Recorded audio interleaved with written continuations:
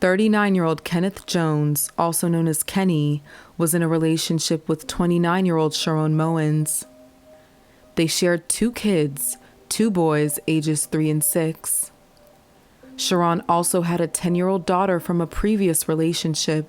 Nonetheless, they all stayed together under one roof and were in a relationship for over 8 years. After some time, however, an argument broke out between the two, and Kenny moved out of their home. Sha-Ron insisted on a break between them, but Kenny still wanted to reconcile and work things out because he loved her. In the meantime, Kenny is working a food service job when he meets a coworker, 18-year-old Nadiyah Venable. Her personality was described to be quite meek, quiet, and caused no trouble. With much time spent together and Kenny yearning for company, their work romance quickly developed into something serious. Nadiyah was living by herself, and Kenny accompanied her by moving in. He provided for her financially to some extent, and she ended up falling in love with him. However, he told her very early on about his relationship with Sha-Ron, more specifically that she was who he'd eventually return to, and their separation wasn't final. In no time, Nadiyah became pregnant. But far from bringing them closer, the pregnancy actually drove them apart. Their situationship turned rocky as he was still in love with Sha-Ron and was present in their kids' lives.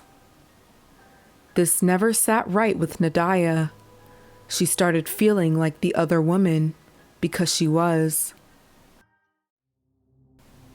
In April 2010, his attempts at making things right with Sha-Ron fell in his favor, and he returned back to their home, leaving pregnant Nadiyah. Kenny moving out so suddenly was shocking and devastating to the future she was expecting to have together. She was not only heartbroken, but was broke as well. Kenny helped out with her bills, but now the electricity bill was due soon and the phone lines were cut off for a week. Nadiyah was struggling to make ends meet all by herself while 6 months pregnant. Both Nadiyah and Sha-Ron were aware of each other, but the resentment Nadiyah had for Sha-Ron only grew when he returned to her. She was left dire while he returned back to his family and a rekindled relationship. Nadiyah and Sha-Ron had a few run-ins with each other where Nadiyah would confront Kenny in front of Sha-Ron, but to no avail.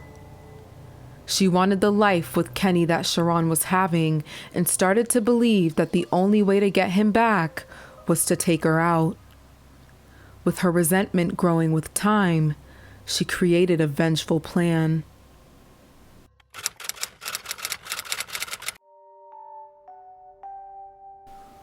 While in the company of her 15-year-old cousin, Nadiyah Venable, they made a sinister concoction.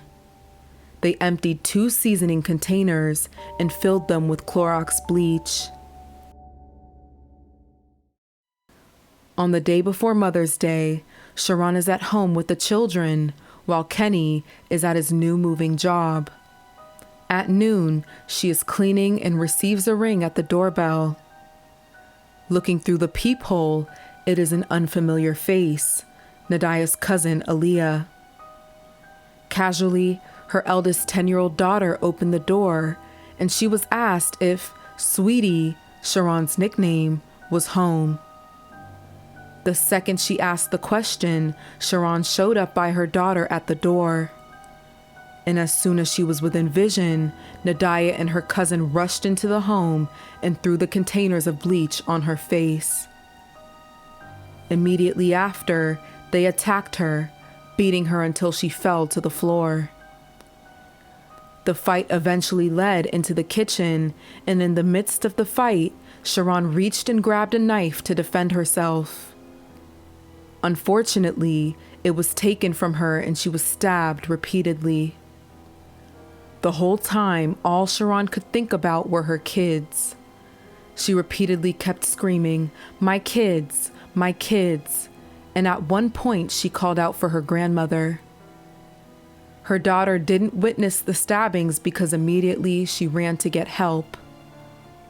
However, her two sons were playing with toys as the altercation was happening, unbeknownst to them. Sha-Ron was stabbed 27 times, and the girls ran off. Somehow, she still managed to crawl out of her apartment and collapsed in the foyer right outside of her door. She was found by a neighbor shortly after. EMT arrived at the scene and found Sha-Ron's sons surrounding their mother in a pool of blood, with the youngest saying, "I have to clean up mommy," as he ran over with a towel. She was bleeding profusely and was taken to the University of Medicine and Dentistry Hospital, where she was pronounced dead at 1:05 p.m. On the other hand, Kenny woke up early for work that morning and was loading up furniture in a home when his phone rang. His 10-year-old stepdaughter screamed to him, "Mommy's dead, Mommy's dead." Her daughter called 911 and directly told the police she knew one of the attackers, Nadiyah Venable. The next day, the police issued a warrant for Nadiyah.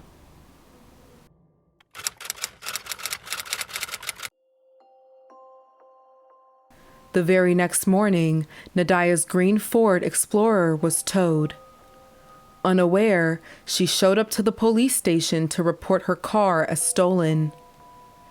As soon as she mentioned her name to the police officers, she was placed under arrest and transferred to the Newark Police Headquarters for processing. She was held on a $750,000 bail.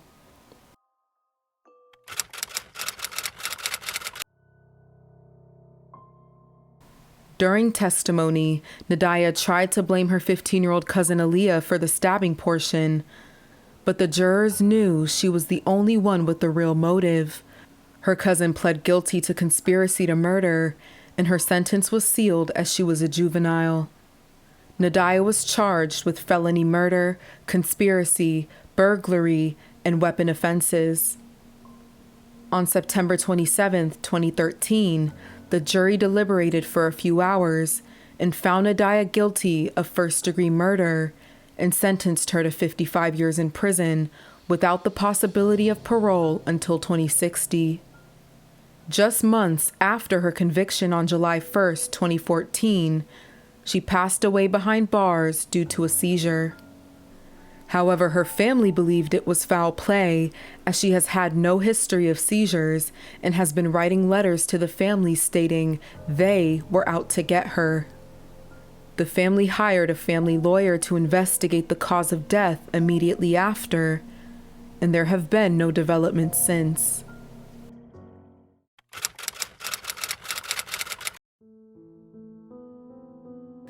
There aren't any sources online that I could find regarding whatever happened with her pregnancy and whether she gave birth.